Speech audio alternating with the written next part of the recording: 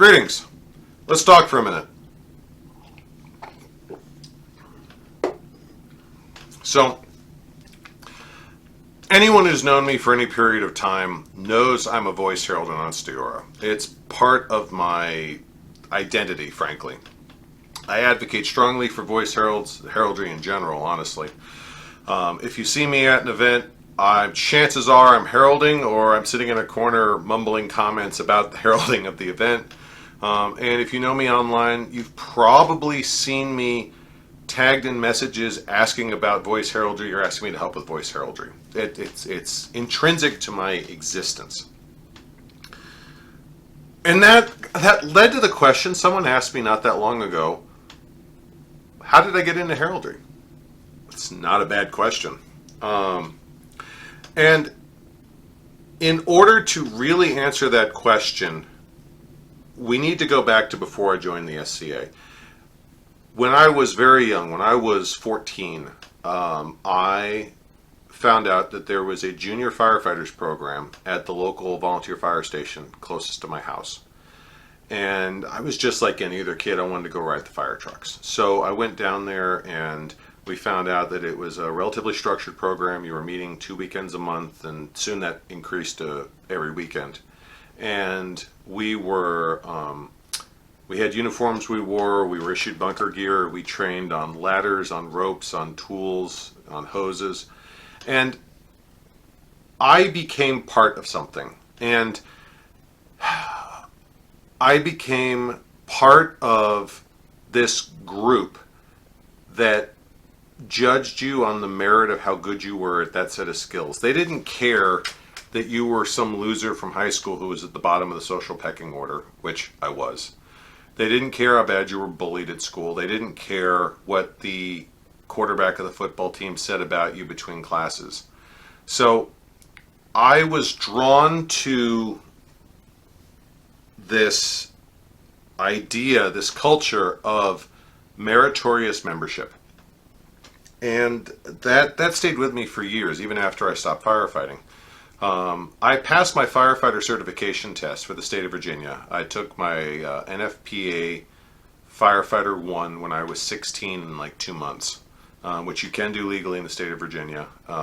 Did my interior testing, hauled hose, dragged the rescue dummy, the whole 9 yards, passed.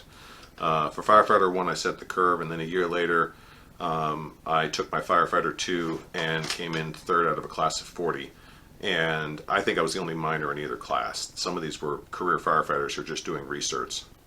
And then I went on 2 years. Now, once you had your certs, you were able to ride the fire truck. So I spent 2 years as a minor in high school, finishing my homework early. My mom would give me a run down to the fire station. And from 6 to 11 p.m., 2 nights a week, 3 weeks a month, we responded to auto accidents and emergencies and house fires, medical emergencies, I mean, you name it. And I was part of something. I was a member of a culture. Now, fast forward. What does all have to do with the SCA? Bear with me, I'll get to it. I got to college and kind of all of that fell apart because where I was going to college, they didn't have a volunteer fire department. The paid fire department didn't have a cadet program. They didn't have a probationary program. It was you were either an employee of the city or you weren't.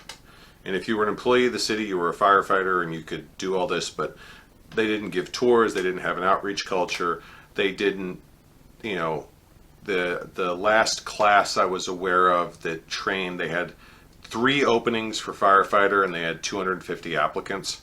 And one of the guys that they selected was a former Army Ranger, another was a professional bodybuilder. I mean, the odds of my getting back involved in firefighting in an area where it was that cutthroat competitive were just non-existent. So I very quickly didn't have that culture. I didn't have anything I belonged to. And it hurt. I'm not going to lie to you. That really colored my freshman year of college. Now, so I discovered the SCA November, I believe it was November of 1997. I got into it for the fighting, drawn in large part to the same type of community. The fighting community looked very appealing. It looked very engaging. It looked very welcoming. And it was. And then November of 1998, or excuse me, September of 1998 was the first time I would attend my group, their local event, Moonshadow's Guardian. So I went. I don't even remember if I fought in that tournament. No, I know I didn't fight in that tournament. And it mostly was just go hang out. I helped with a few things. It really wasn't.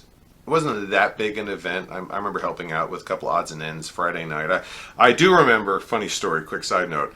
They sent me out. I had to have someone way out at the road waving down cars, and we had to tell them to go this way to troll in, then they would come back and park. So, and it was a walk. It was a good 10-minute walk to get out there. And the poor autocrat forgot about me. I was out there for like 5 hours. Someone walked up to her at 10 o'clock that night and go, "Hey, did anyone ever go get Ivo? He's been out there since 4. And the poor autocrat, she looked and went, "Oh no." Like at 10:30, this guy comes trucking out there going, "I'm here to relieve you. We're so sorry." I had a blast, by the way. I'm not complaining in the least. But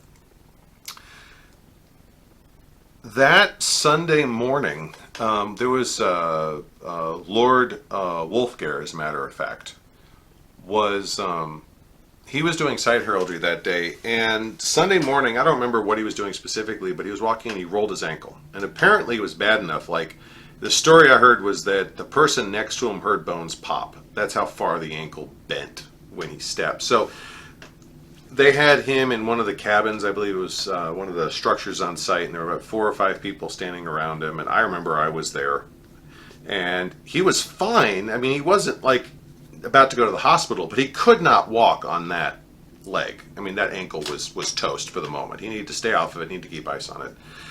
But at the same time, he was going, "I've got a whole page of announcements here." And at the time there was a championship that was getting ready to be run on Sunday. We had 3 or 4 activities that Sunday. I mean, this is not a small deal. Seriously. Even there were things that had to be announced, or they probably wouldn't have happened. They would have happened late or haphazardly. And I'd never heralded in my life. I didn't even fully know what voice heraldry was. I was in the back and I'm like, I'll try. And everyone looked at me, and Wolfgar looked at me and goes, "Do you know how?" And I'm like, "Go outside and be loud." And he looked at me and he goes, "Okay, close enough. Come here, I'll tell you what to say." So he goes over the list. By today's standards, for me as a career herald, it was nothing to it. But at the time, it was about 5 or 6 lines. And he said, "Just make sure the whole camp knows." And he pointed. And he says, "Okay, go over there." And he looked out the window. And go over there and yell that way. And then walk over there and go yell that way. Okay, I mean, it sounds simple enough. So I walked out to the first point. And keep in mind, I've got 7 years of high school and middle school choir under my belt, so I understand breathing and projection and tonal control. I get out there, take a deep breath. Oyez, oyez, oyez, and do my announcements. Now walk over to the next point, and I'm pointing a different direction. Oyez, oyez, oyez. And I walk back. And I walk back in the room, and there were still the same 5 or 6 people there. So there's 7 people, including Wolfgar. And they all are looking at me with wide eyes. And I remember, at the time, it was Lordship Oxlade. He looked at me with these big eyes and this big grin on his face. He goes, "Ivo, I think we found your calling in life." And that's how I got into heraldry. Was, okay, all of a sudden I'm good at something. And it really kind of cascaded from there. I started heralding. I learned how to list herald not long after that. And for the longest time, I was known as a list herald. I was heralding rapier tournaments and some of the heavy tournaments at Wiesenfeuer and Namron and Northkeep. And the few times I went down south, I'd help down there. I helped herald the rapier tournaments. All of the rapier tournaments at 25th year, I think it was. Yeah, I think it was 25th year. And I helped Herald Crown Tournament that year. That was the year that Owen won Crown Tournament. So if I'm getting the event wrong, so be it. But it was the year 0-1 Crown tournament. And I would go on to herald. I made my name list heralding, and then I shifted over to site heraldry in there because, again, going back to my roots with my home group's event, I was the lead. I did tournament heraldry for a few years with them. Then I switched over to site heraldry, and then when I realized a lot of groups didn't have a process for site heraldry, they didn't have a system, how to manage it, how to do it, how to teach it, I kind of shifted gears and I started teaching classes in how to do site heraldry. And after a while, after just a few years, I ultimately dropped most of my other activities because site heraldry is so time consuming. And that's not a lament. I'm not saying woe is me, I can't do anything else. I'm not saying that I gave up something I love. I'm saying that on the list of things that were important to me, I decided that it was important for me to advocate for, to teach, to help with this skill set, this discipline, because it's something I was good at. I mean, you can ask anyone who knew me. I got the job done, and I was helping other people get the job done. I was teaching other people how to get the job done. And there was a point in time where a good chunk of the heralds in the North, we all knew each other. I mean, it's not like we're a massive group. But these were all people the older crew we had trained each other. A few of them were before me and trained me in the skills, and a bunch of them were people I had trained. So I just kind of fell into, I had kind of helped create this demographic that filled that same niche in my life that the fire department did when I was a teenager. And really the most dramatic example of that was my return to Gulf War, I guess about 9 or 10 years ago now. Where I was asked back by the herald in charge. I was asked to go back after a number of years of not going. I was asked to go back and help with site heraldry, and that particular event was amazing. I made connections on an international level. I was talking to heralds from 7 or 8 kingdoms, many of whom are still good friends of mine today. And that was a community, very much like the fire department was, of you are measured on the merit of how good you are in the discipline you choose. And to this day, I'm still honored, and it's a privilege to count myself as a herald and be part of that community.